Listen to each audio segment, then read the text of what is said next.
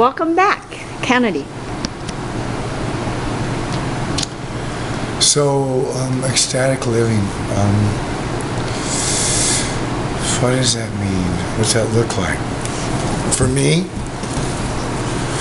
I like to dance. Mm-hmm. I like to sing and dance at the same time. That's my favorite thing to do. To sing and dance at the same time. Chanting the names of God and dancing ecstatically. I mean, the Hare Krishnas used to do that. Chaitanya was one of the in the 1400s, was probably one of the greatest living sages of somebody living ecstatically. So I kind of like to, that's what I like to do, to sing and dance and chant the names of God. When I don't do that, I like to dance. And to anything. Most of the time when I get really depressed, I go out and turn the stereo on and I face the sun. And I dance there.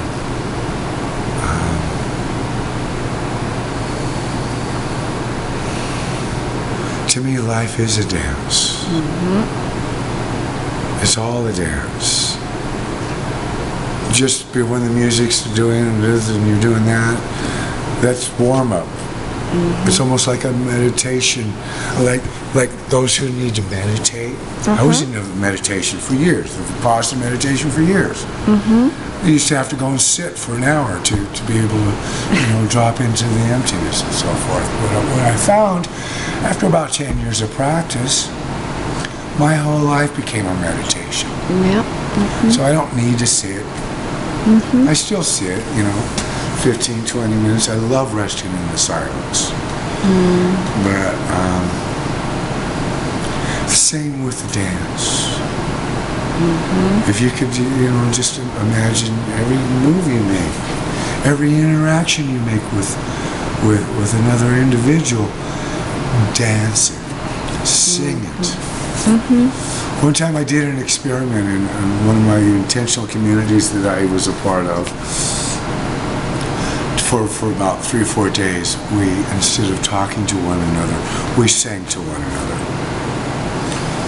which was pretty cool. So that's another aspect of eating good food, making love, drinking good wine, smoking good ganja, transcending experiences, transcending this third dimensional form, connecting with the 12 other dimensions that we're all multidimensional part of.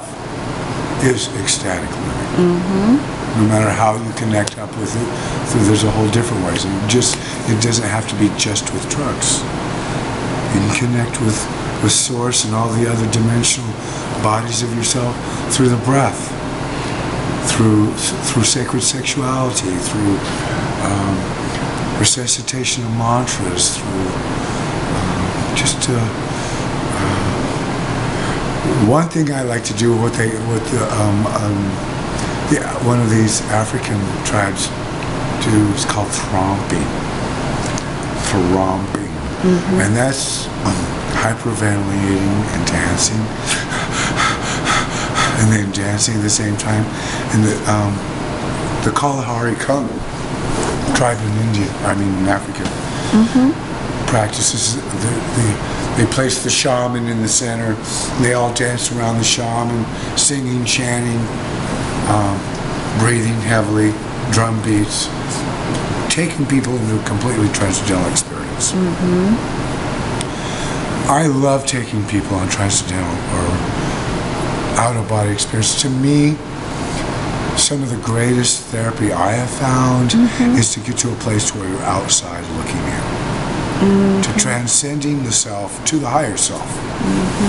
And once you get into that place of witness, a lot of things that are challenging you can be washed away, moved away, or just, I don't know. It normally works for me. Whenever I get into a state of witness into my higher self, I normally get some real good downloads of what's not working in my life anymore.